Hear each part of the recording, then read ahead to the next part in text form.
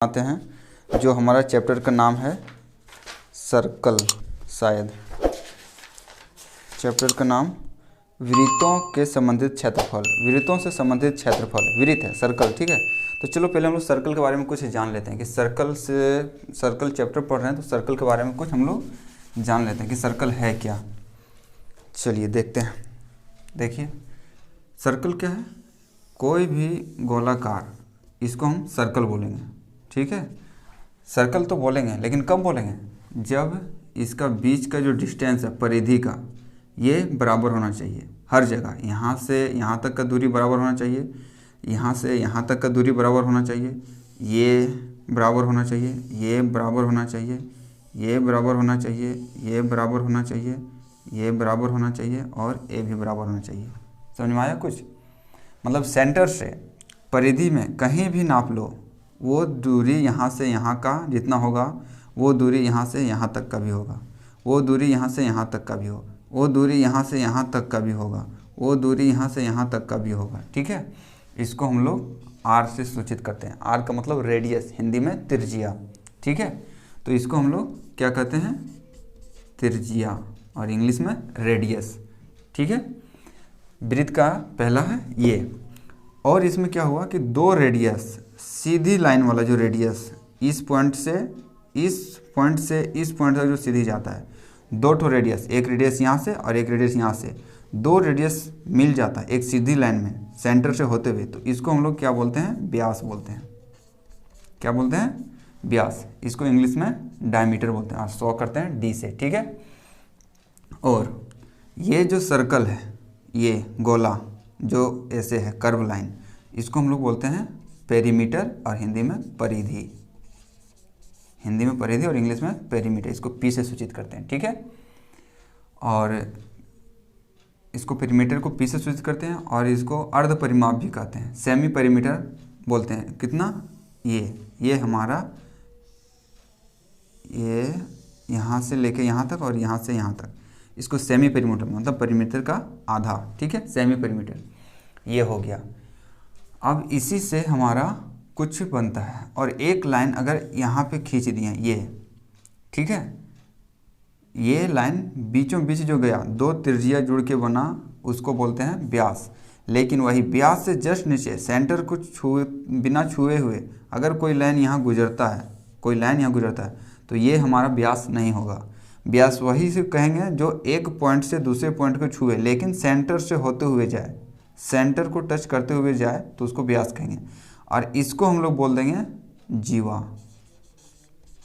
क्या बोलेंगे? जीवा।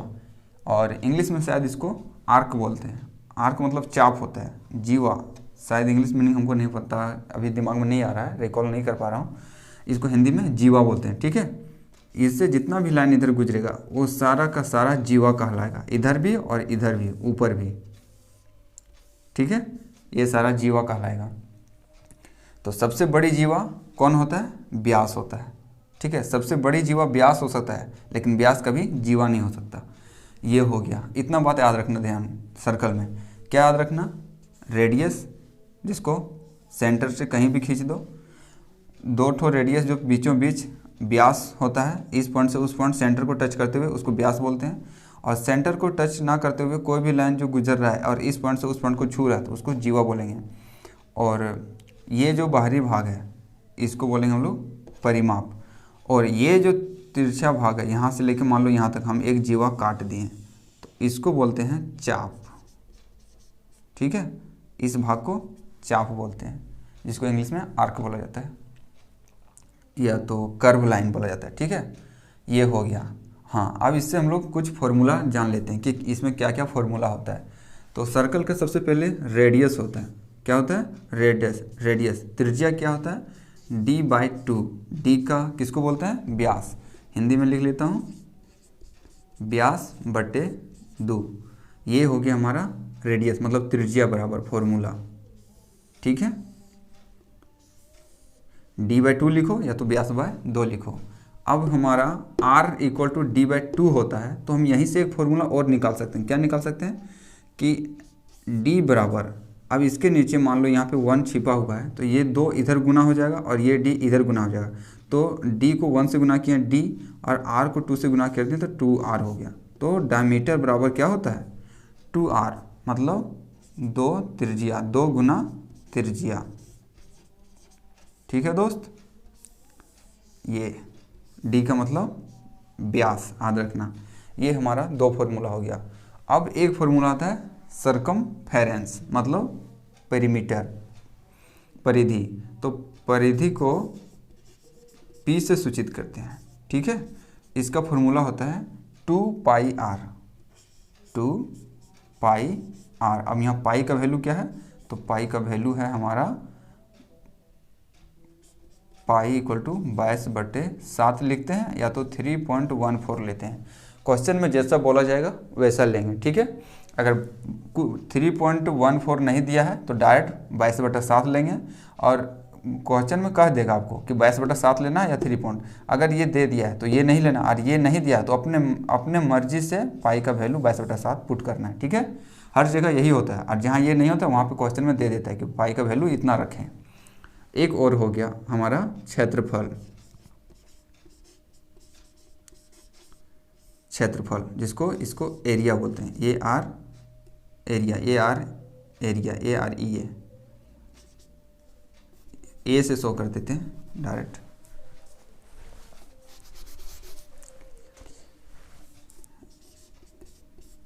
ए से, ए आर ई एरिया मतलब क्षेत्रफल। ये होता है हमारा पाई आर स्क्वायर, आर का स्क्वायर, ये जो रेडियस है उसका स्क्वायर, पाई आर स्क्वायर। ठीक है, अब इसी से हम लोग यहाँ पे इस चैप्टर में बस इतना ही फॉर्मूला है, और इतना ही फॉर्मूला से इस चैप्टर में हम लोग क्वेश्चन बनाएंगे। ठीक है, तो चलिए क्वेश्चन के अनुसार और चलते हैं। इसको नोट कर लीजिए, बहुत इंपॉर्टेंट चीज़ है।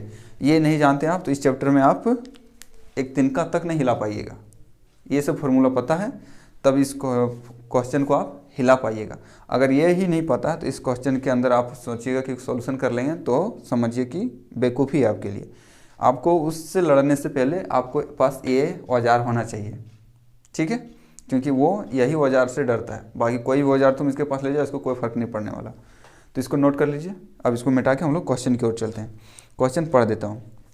क्वेश्चन कहा गया है कि 2 वृत्तों की त्रिज्या क्रमशः 19 सेंटीमीटर और 9 सेंटीमीटर, 2 ठो वृत्त है। इसको नोट कर लिए होंगे, मिटा देता हूँ।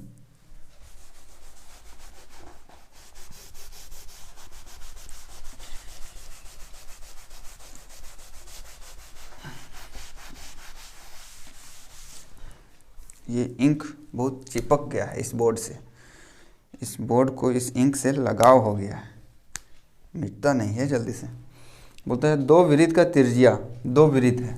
ठीक है, एक वृत्त ये बना लिया और एक ठो ये बना लिया, उसका त्रिज्या, त्रिज्या यही होगा, इस पॉइंट से यहाँ तक कहीं भी खींच दो।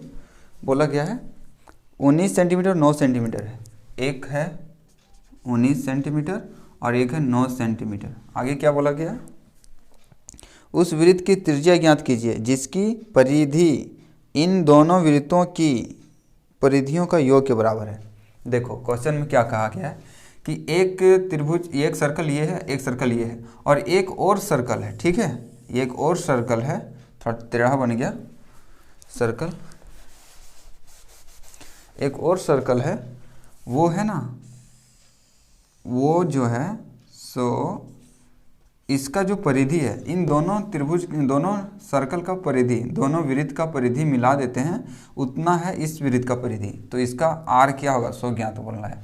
तो इसको और इसको जोड़ देंगे तो इसके बराबर हो जाएगा, इतना प्लस इतना बराबर इतना। इसका जो परिधि है, इसका परिधि और इसका परिधि जोड़ देंगे तो इसका परिधि हो जाएगा। तो चलो हम लोग परिधि निकालते हैं। सबसे यहाँ 9 सेंटीमीटर है त्रिज्या और यहाँ 19 सेंटीमीटर है, तो इसका परिधि क्या हो जाएगा, परिधि का फॉर्मूला देखो यहाँ क्या है, 2 पाई आर। तो यहाँ लिख देते हैं 2 पाई आर, और इसका भी हो जाएगा 2 पाई आर, और इसका हो जाएगा 2 पाई आर। ये और ये परिधि जुड़ेगा तो बराबर हो जाएगा किसका, इसका, ए जोड़ के बराबर इसका।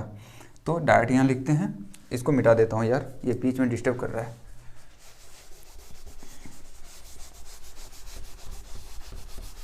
ध्यान से देखना दोस्त।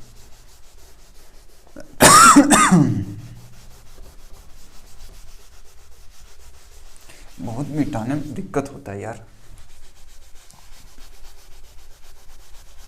ये समझाने के लिए लिखा था।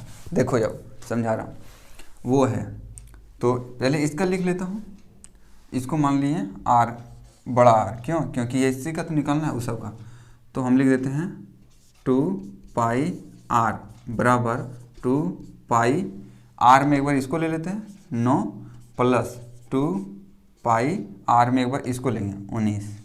क्यों? क्योंकि 2 पाई आर परिधि होता है, तो एक छोटका परिधि, छोटका त्रिज्या वाला परिधि और बड़का त्रिज्या वाला परिधि दोनों को जोड़ देते हैं तो इस त्रिभुज का परिधि बनता है। तो यहाँ देखो 2 पाई आर यहाँ भी है, यहाँ देखो 2 पाई आर यहाँ भी और 2 पाई आर यहाँ भी कॉमन ले लेते हैं 2 पाई, और आर है यहाँ 9 प्लस 19। समझ में आया? समझ में आया कि नहीं? ये कैसे हुआ सो? अब यहाँ से देखो ये सब गुना में है, ठीक है, ये भी गुना में है, तो 2 से 2 गया, पाई से पाई गया, आर बराबर क्या बच गया हमारा 19 और 9 कितना हो गया, जोड़ देंगे तो 28 आ गया ना, त्रिज्या 28 सेंटीमीटर। अब इसका आंसर देख लेते हैं, मिला लेते हैं क्या आंसर है कि नहीं। 28 सेंटीमीटर।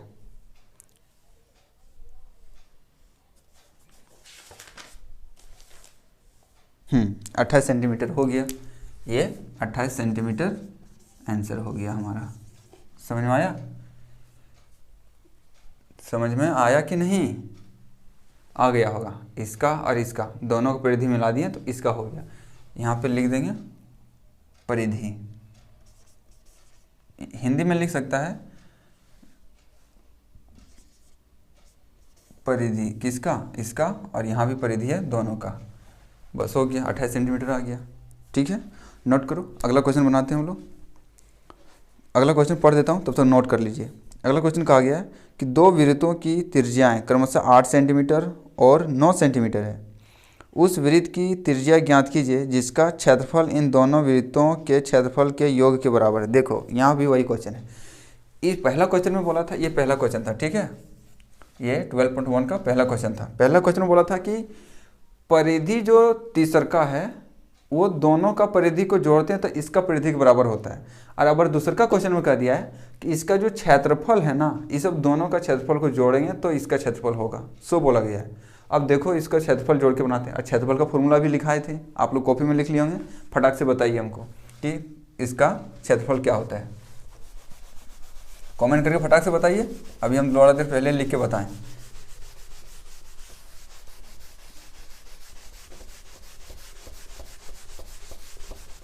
मिटता नहीं है यार, इस इंक को इस बोर्ड से लगाव हो गया यार। देखो अब हमको, अब यहाँ पे त्रिज्या भी चेंज कर दिया है, इसका त्रिज्या जो है सो चेंज कर दिया है। क्या कर दिया है? दूसरा का क्वेश्चन में कह दिया है हमको कि इसका जो त्रिज्या है वो 6 और 8 है। कितना है? 6 और 8। तो चलो 8 सेंटीमीटर और 6 सेंटीमीटर, ये 8 सेंटीमीटर है और ये 6 सेंटीमीटर है। इस सब को बोल रहा है क्षेत्रफल इसका निकालो और इसका क्षेत्रफल निकालो, दोनों का क्षेत्रफल जोड़ेगा तो ये तीसरका का क्षेत्रफल निकल जाएगा। तो इसको मान लिया पहला, इसको मान लिया दूसरा सर्कल और इसको मान लिया तीसरका सर्कल। ठीक है, तो अब हम लोग जानते हैं क्षेत्रफल क्या होता है, पाई आर स्क्वायर। तो लिखो तीसरका, यहाँ लिखो पाई आर, आर तो यहाँ बड़ा लिखेंगे क्योंकि वही आर निकालना है हमको, पाई आर स्क्वायर। ठीक है, ये लिख दिए। अब ई बराबर है किसके? दूसरका का क्षेत्रफल प्लस पहलका का क्षेत्रफल, दोनों को जोड़ते हैं तो ये है, ये हो गया हमारा क्षेत्रफल। ठीक है, शॉर्ट में लिख दिया हूँ। तो दूसरका का क्षेत्रफल क्या होगा? पाई आर कितना है? 8, तो 8 का स्क्वायर प्लस फिर पाई और पहलका का आर कितना है? 6 का स्क्वायर। समझ में आ गया होगा। अब देखो यहाँ पे देखो पाई यहाँ भी और यहाँ भी है, तो यहाँ पे पाई आर स्क्वायर हम लिख देते हैं और यहाँ पे पाई कॉमन ले लेते हैं। पाई कॉमन ले लें, यहाँ बच गया 8 का स्क्वायर प्लस 6 का स्क्वायर, और यहाँ पर इस पाई से इस पाई को हम उड़ा दिए। ठीक है, उड़ा दिए। अब यहाँ पे हमारा बच गया आर का स्क्वायर इक्वल टू 8 का स्क्वायर कितना होगा? 8 64 और 6 का स्क्वायर 6 6 36। अब यहाँ पे देखो आर हमको पूछा गया है, तो आर को लिखने से क्या होगा कि ये रूट में आ जाएगा, ये हो जाएगा हमारा 36 + 64। अब हमारा ये r यहाँ से हटा तो इधर रूट चढ़ गया। अब r = कितना हो जाएगा, रूट के अंदर 100 हो जाएगा, 100, क्योंकि 36 और 64 को जोड़ेंगे तो 100 हो जाएगा। और 100 को हम लिख सकते हैं, क्या लिख सकते हैं, 10 × 10। अब रूट हम जानते हैं, रूट का ये खानदानी आदत है कि अगर तुम जोड़ा रहेगा तो एगो हमको देगा तब तुमको छोड़ेंगे। तो ये रूट क्या करेगा, एक ठो 2 ठो यहाँ पे 10 है, उसमें से एक 10 को इसको देना होगा तो एक 10 निकलेगा। तो 10 सेंटीमीटर इसका आंसर हो गया, दूसरे का क्वेश्चन का आंसर। ये दूसरे का क्वेश्चन का आंसर हो गया। ठीक है दोस्त, नोट कर लो। अब हम लोग तीसरे का क्वेश्चन देखते हैं। तीसरे का क्वेश्चन तो पूछबे नहीं करेगा इस बार एग्जाम में, तो उसको छोड़ देते हैं, लंबा चौड़ा बहुत है। ठीक है, इसीलिए इस बार सिलेबस 40% ने कम कर दिया है। अब हम लोग चौथा क्वेश्चन देखते हैं क्या कहा गया है। चौथा क्वेश्चन में कहा गया है किसी कार के प्रत्येक पहिए का व्यास 80 सेंटीमीटर है। इसको नोट कर लो, तब तक हम क्वेश्चन पढ़ते हैं। ठीक है, 80 सेंटीमीटर है। यदि यह कार 66 किलोमीटर प्रति घंटे की चाल से चल रही है तो 10 मिनट में प्रत्येक पहिया कितने चक्कर लगाती है। देखो, बहुत अच्छा क्वेश्चन पूछ दिया है, नोट कर लिया होगा, मिटा देता हूँ। ठीक है,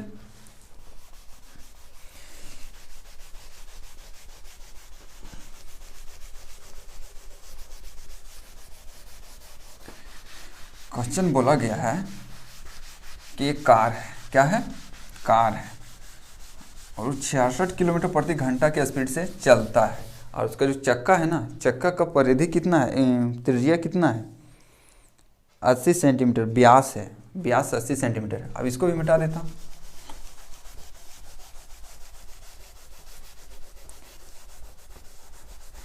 बहुत लगाव हो गया है रे इस इंकवा को, इस बोर्डवा से चिपक गया है फेविकॉल जैसा।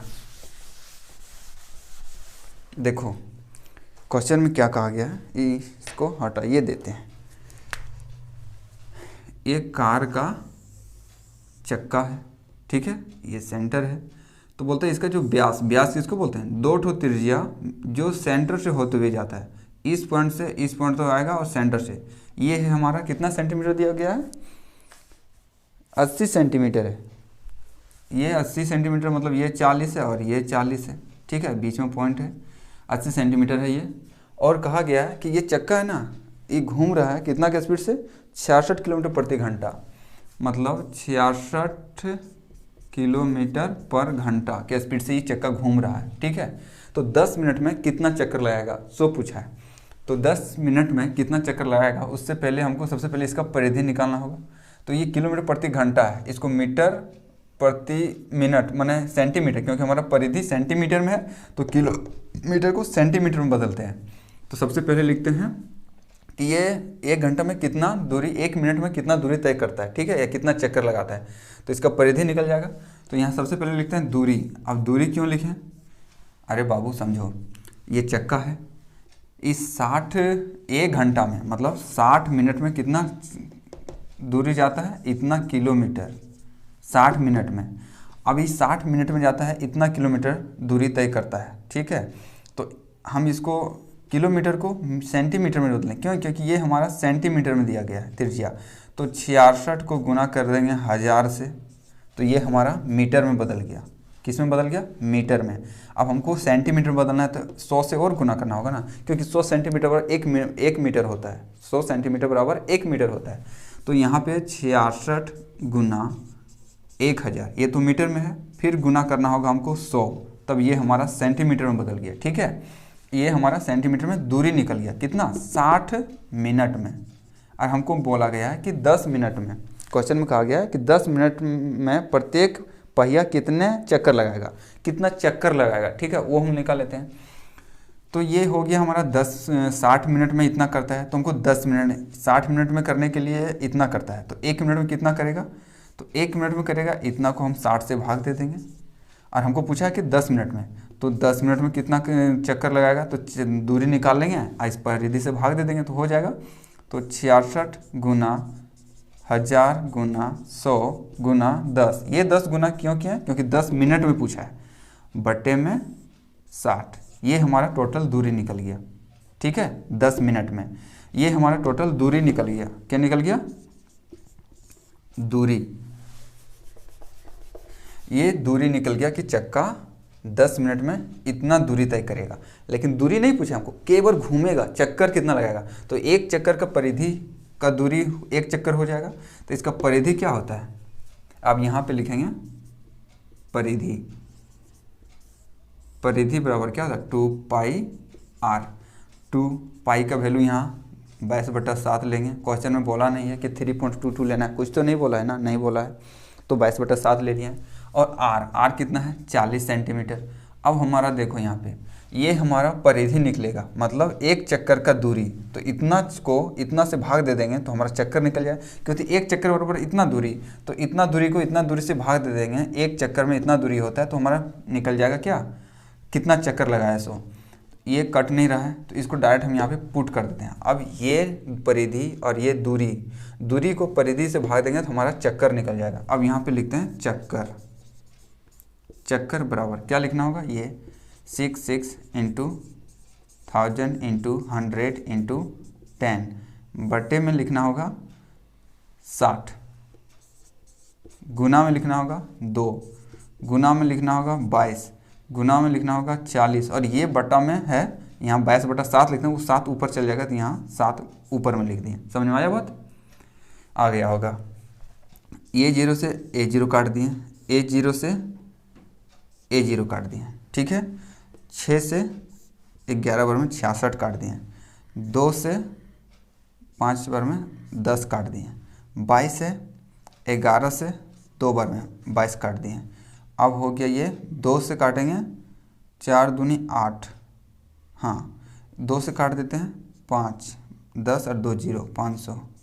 फिर 4 से काटेंगे इसको तो कट जाएगा, 2 0 है, 4 से कट जाएगा, तो 4 1 4 बच गया 1, यहाँ आ गया 4 दूनी 8, बच गया 2, 4 5 20, 125 बार में 4 से पूरा कट गया।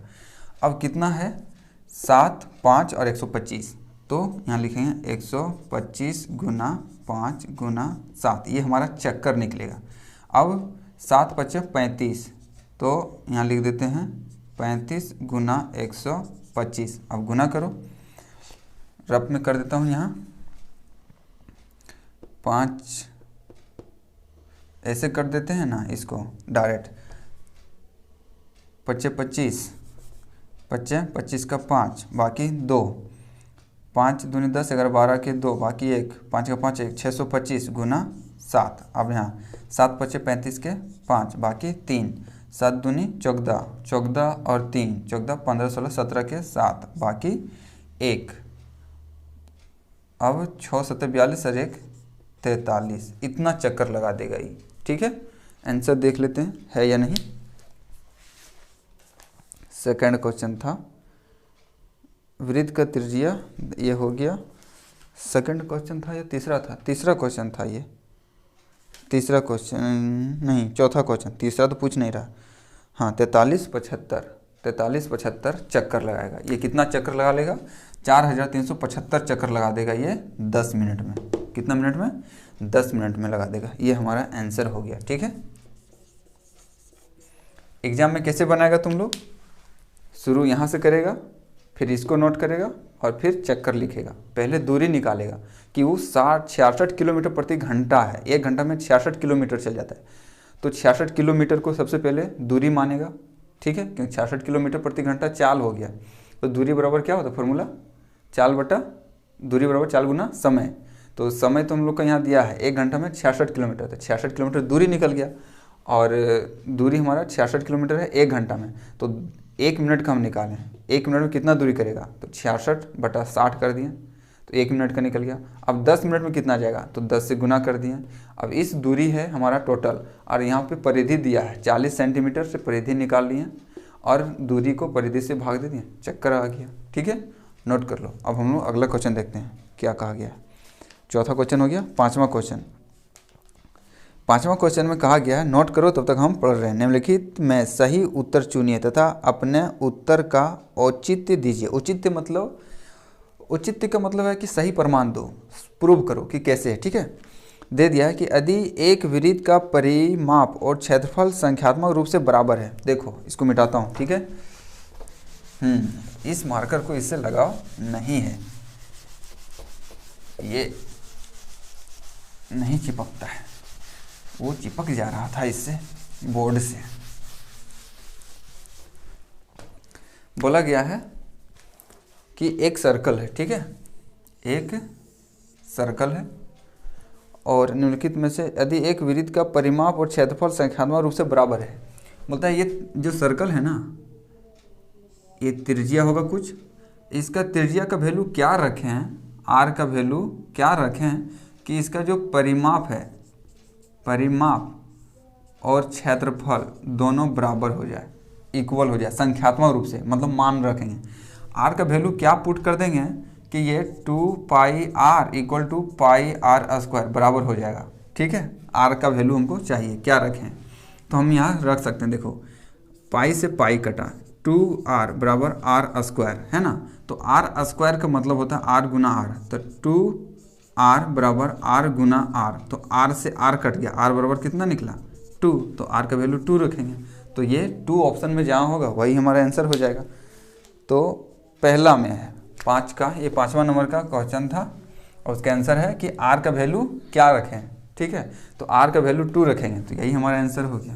पहला ए में दिया गया है, ऑप्शन ए में आर इक्वल टू 2 यूनिट दिया है, मात्रक दिया हुआ है, बस हो गया साबित, ठीक है।